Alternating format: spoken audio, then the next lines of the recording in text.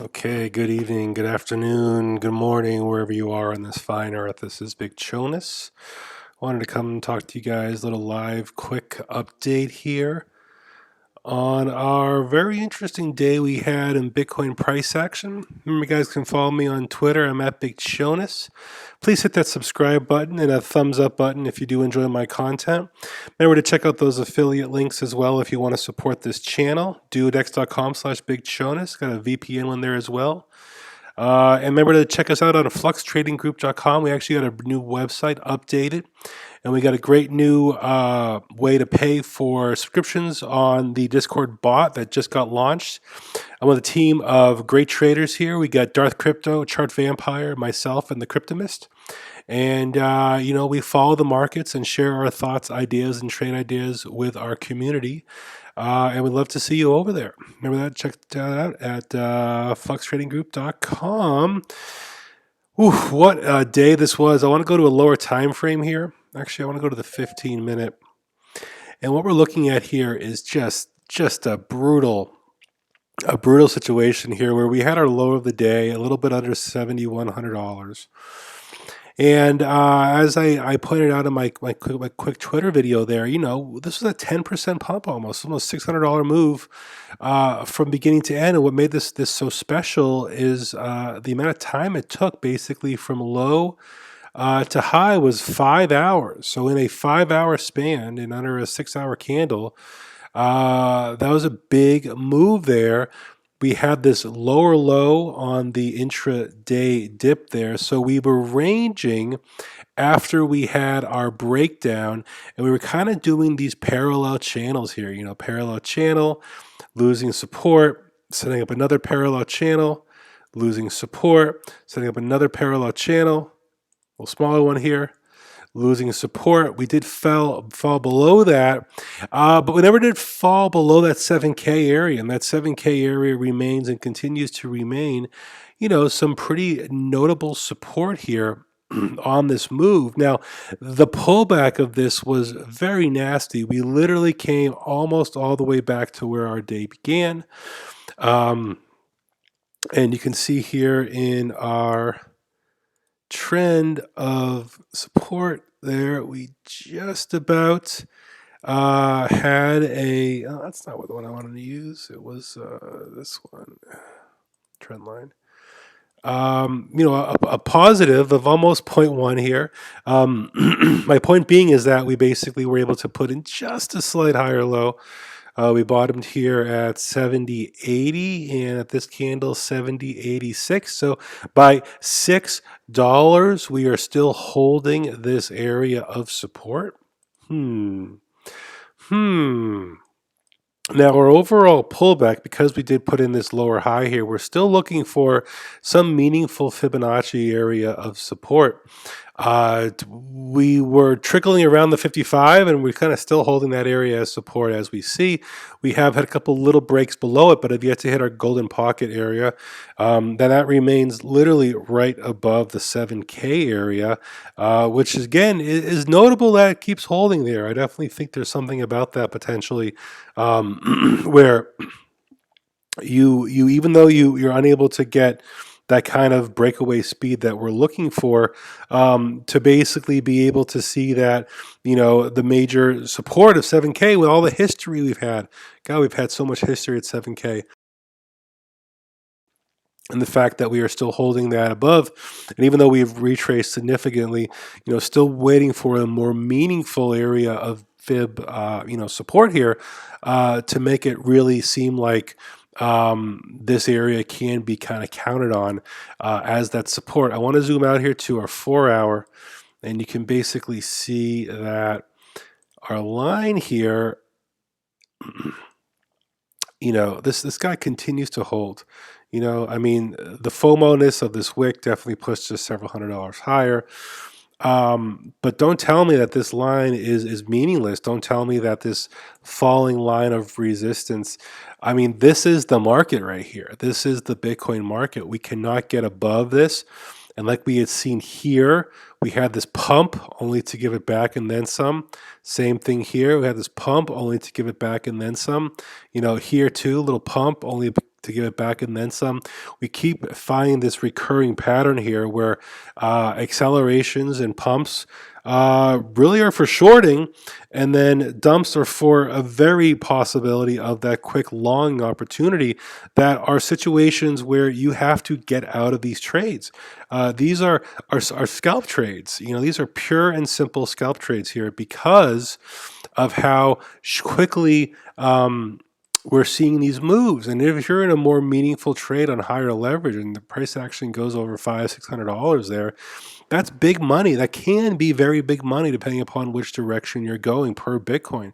To be leveraged long in a long here, and then to basically pull a short and be able to get out of both of these trades here, playing both of the market, and that's kind of the thing that I really like to do. Because it gives opportunity on both sides, and you can basically make great gains and use these patterns, that are very consistent still. Look at all these upper wicks, upper wicks, upper wicks, and then our lower wicks just the same. These bloodbaths have been proven to basically be those opportunities if you're patient and if you're biding your time there. I did want to zoom out to the daily and just talk about specifically where we did find the resistance today. I do want to start with our Bollinger Bands. Middle BB, it wasn't touched here. And that was kind of suspect to me because normally when we do have that lower Bollinger Band break above with this nice candle here, we tend to want to target the middle BB. And because we never touched it here, I was still under the assumption that it would be touched before the lower BB was touched again. Sure enough, it was, but sure enough, we definitely got that major rejection. And that's notable. That basically says that the lower Bollinger can now be touched because the middle BB was not only touched, but rejected soundly.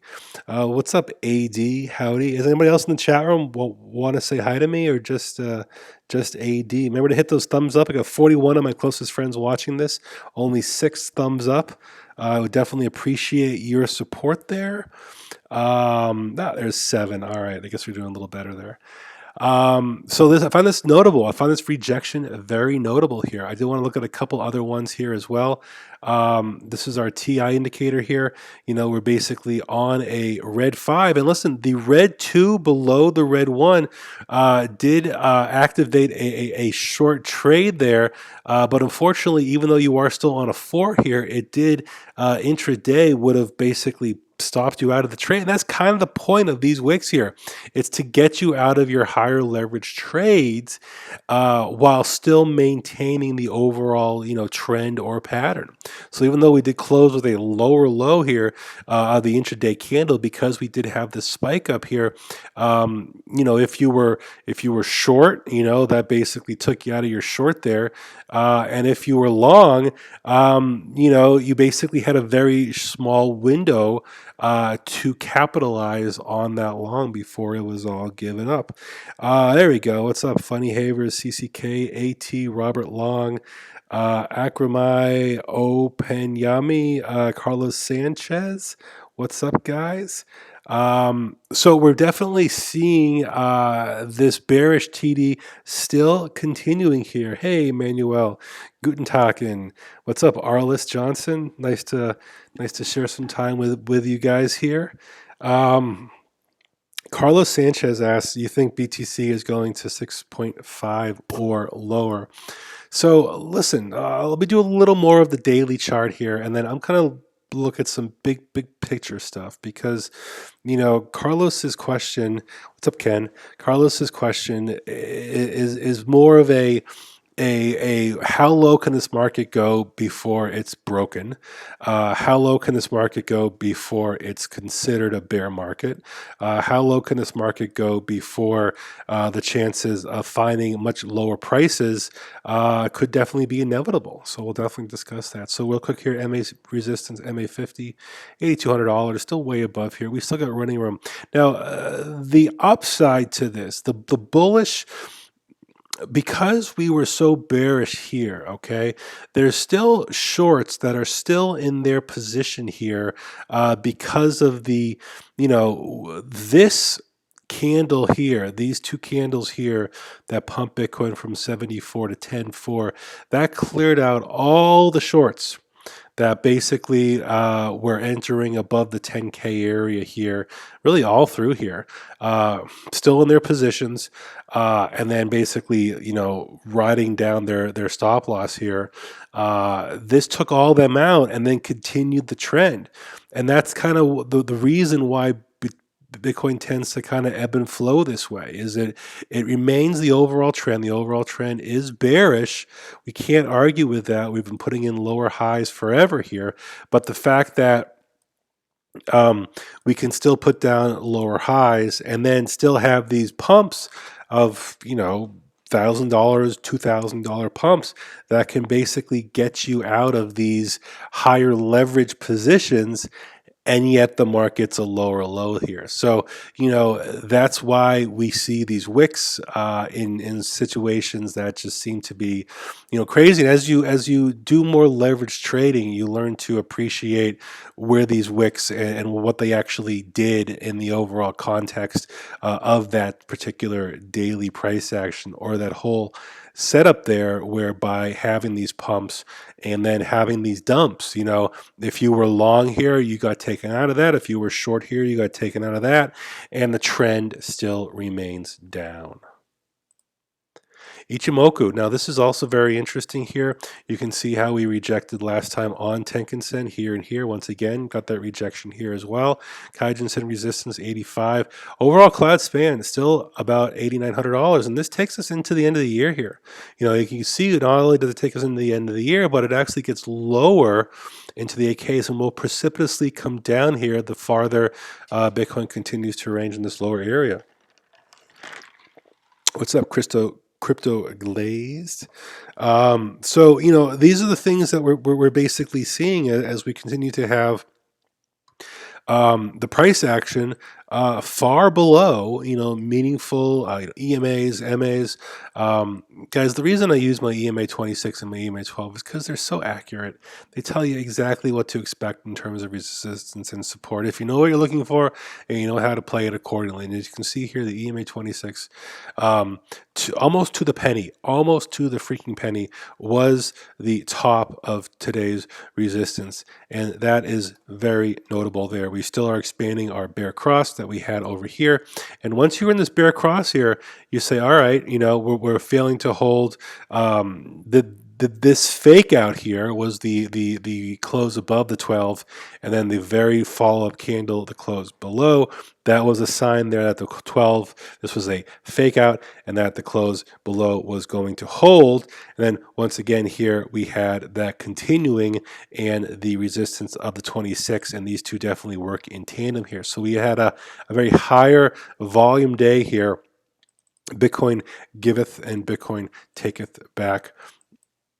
So the OBV, this was showing really good bullish divergence all through the first part of the year. Now it's still pretty much in line with the price action, so I'm not really getting much of a signal from that the way I used to. Now the RSI is definitely interesting here. We are setting up for a support remaining in this area, the mid 36 area there. I always say anything below 50, the bears still have control, and 50 seems very much higher from here. But if you look at the overall pattern here, is this bound to basically, trickle like this? Does that make sense? Or are we going to get one more up before we come back down? Maybe we are holding this pattern here, and we are obviously holding the higher low, but the RSI is looking slightly stronger, I would say, than the price action, but still very weak because of its lack below 50 there. And the daily stochastic, kind of the same thing here. I'm still looking for something of a rollover here. I'm not super bearish just yet, just because of all the resistance that we're still seeing here.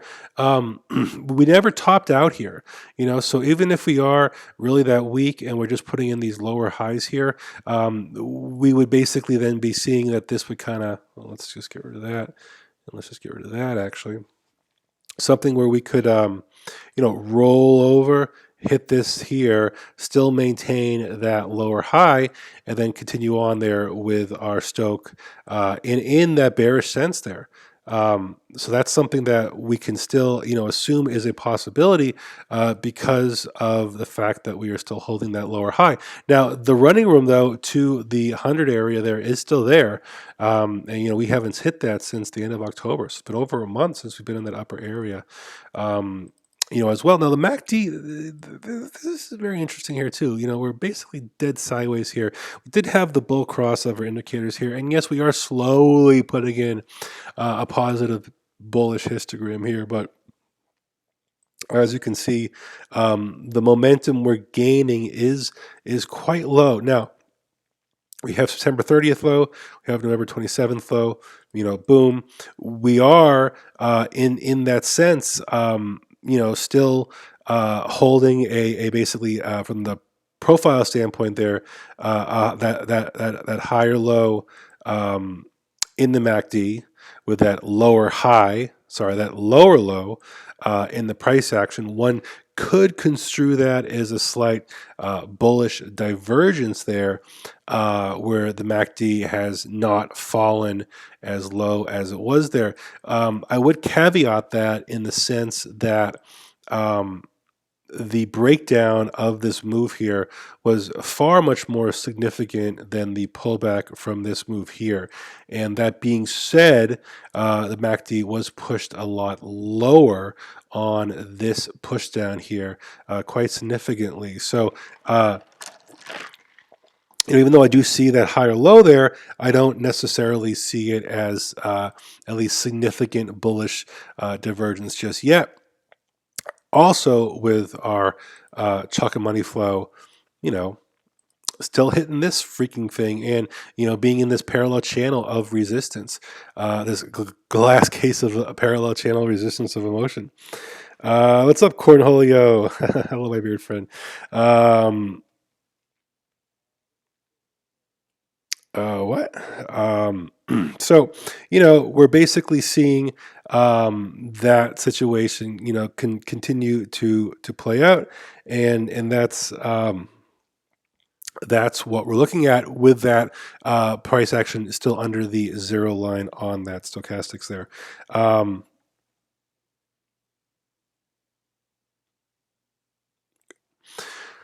This is funding, and this is this is, you know, this has been a very accurate counter trading indicator. When the funding is positive here, which means it costs more money to leverage long, okay, Bitcoin price action fell. And then when that reversed and went net short, where it costs you more money to short the market, Bitcoin has been finding some bullish price action there. And the fact that we are still in that negative funding here, which means that, as I said, it costs more to basically get that short. You're basically paying to keep your shorts in play there.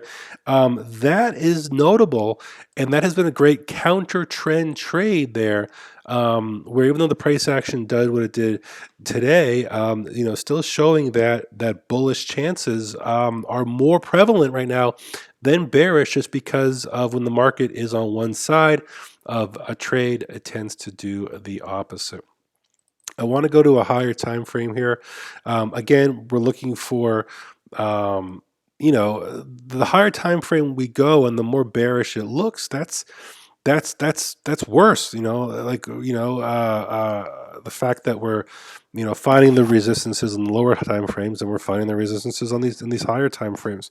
With the Ichimoku and everything is showing that maybe $8,500 is still the possibility, but there's so much above the price action there. MA 200 on the 3-day support, MA 100 on the 3-day, resistance there, and that construct is holding. Now the weekly has been kind of interesting here. Yes, this is bullishly crossing because the 50 is obviously going to move faster than the 100. So there is a cross here, but it's happening right at the price action here. And these are rare. If you go back, I guess I'd have to use the BLX.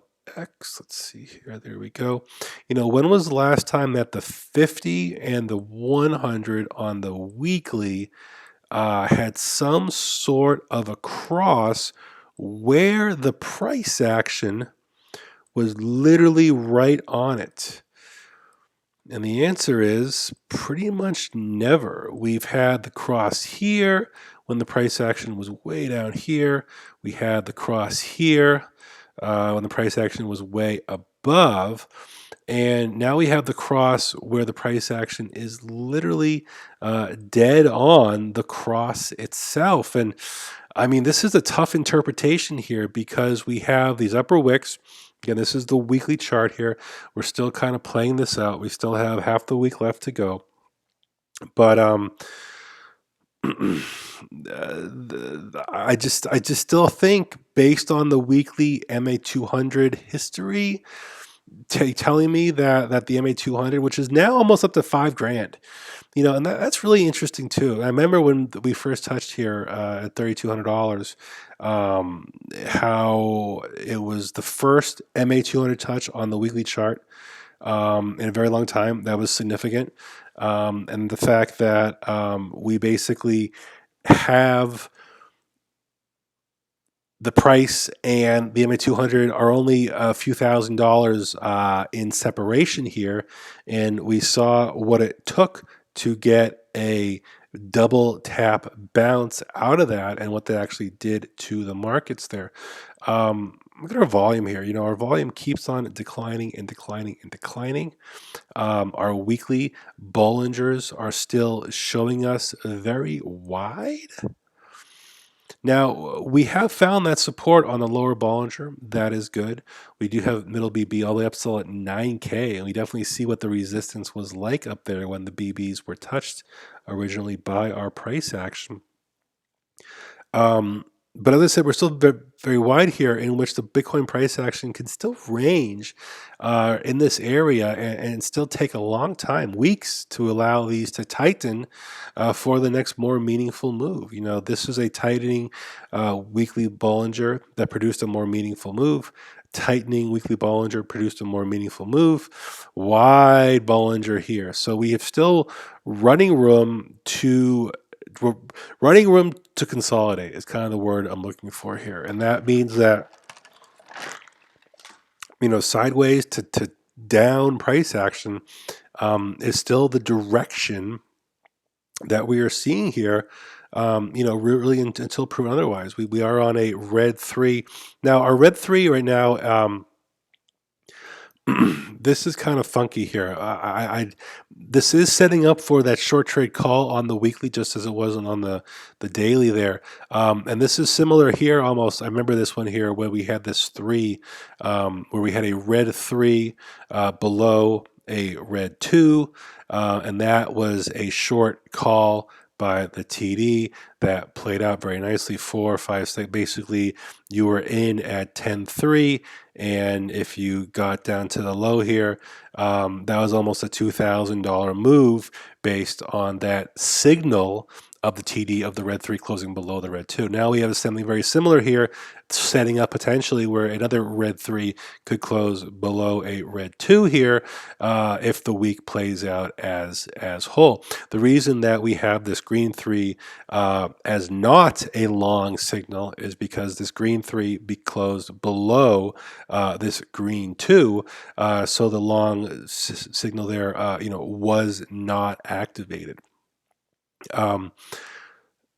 So the Bears still have control there, is by pointing all that there. That's still a bearish sign there. And lastly, here's our Ichimoku cloud on the weekly chart. We can see, the Kaijin Sen 8400, Tenkan Sen 9400. The upper cloud is still over 10.3. But as we kind of zoom out here into, and look at this, takes us into the summer here and into my revised settings 2061 2030. You want to ask me where's really great support in the cloud on the weekly time frame. It's down here depending upon when we hit it, but we could also ride it sideways here as well. And try and maintain in the cloud. And I kind of wouldn't be surprised if that's what happened. And for that to happen, that support is around $6,200 or so. So that's kind of the best case for that longer term support bounce. I would like to see hold. And then, of course, anything below that cloud there would be very tepid and scary indeed. Now we can see, if I can go back in time here, once we entered, do I have a red? It started right here. Okay. So once we were able to enter, this was our 2014 bear market here. Once we were able to get back, now we're going to see how low we got from the cloud itself. Got back into it there. And once we got back into it, we never got back down to our lower span here. We never broke the lower span once we got back into it. So we're up through it, come back in, and we never broke the lower span when we got back into it. Now this definitely looks a little different than the last one there, where we were on the uptrend consistently in here, and this not so much. But until we lose this cloud support here, we do find that to as low as the $6,000 range, right at 30 bits there. So, all right, guys. So, listen, 52 of my closest friends, thank you guys for joining me today. This is Big Chonas. I just wanted to give you guys a quick update on what I'm seeing in the Bitcoin price action. Look, this day was crazy. There were probably euphoria on both sides of the market here. We were able to rise higher, and then we basically found ourselves kind of right back where we started. People got liquidated on the upside, people got liquidated on the downside. Exchanges probably made a lot of money in fees, and Bitcoin basically is where it is. So until we lose this 7K area. From the horizontal standpoint and what have you, we didn't spend a lot of time below 7K there in that sixes area there. The fact that we're still haven't touched a meaningful fib retrace here. We're still above the golden pocket, and these are things that fib areas I'd like to see touched really before I would be able to get more confident of that support. But guys, listen, remember the overall retrace here from our lows of the cycle to the highs of the cycle, 3,100 to 13.8 or so, falling down, falling down. We are in our golden pocket still. We are still in our golden pocket zone. And that's what you want to see as the area where you kind of find that support. And we're literally still in it between $7,200 and $6,800 there. We lose $6,800 and there's a big gap between there and pretty much the 786, which kind of retorts to that more meaningful and kind of last meaningful fib area. And listen, this is looking at this in terms of the expansion continuing. Here's our expansion, here's our retrace, and now we continue higher after that. But there is also another way to look at that in this, and this is basically compared to Bitcoin's all-time high. And if we see it about, we were trying to climb back up the mountain here, and we got stopped at the golden pocket at the 618 to 65 here, literally just gorgeous resistance there. We then came down, still held that support on the 236, shot up here, got that 382 rejection, dipped our heads below the 236, and now if you can see exactly where we are still finding that 236 as support right above 7K. This area of 7K holds $9,400 on the upside would be our upside target of next major resistance to tackle, just because of we can clearly see the resistance that Bitcoin hit when it did hit this area here. So very critical area here in Bitcoin price action. We'll definitely keep you guys posted. Remember to follow me on Twitter at BigChonas. Remember to support my affiliate links if you want to support this channel. Check me out on the fluxtradinggroup.com. And with that, this is Big Chonas. Thanks for joining me tonight. We will talk to you very soon with your latest Bitcoin price update. Until then, it's Big Chonas. Peace.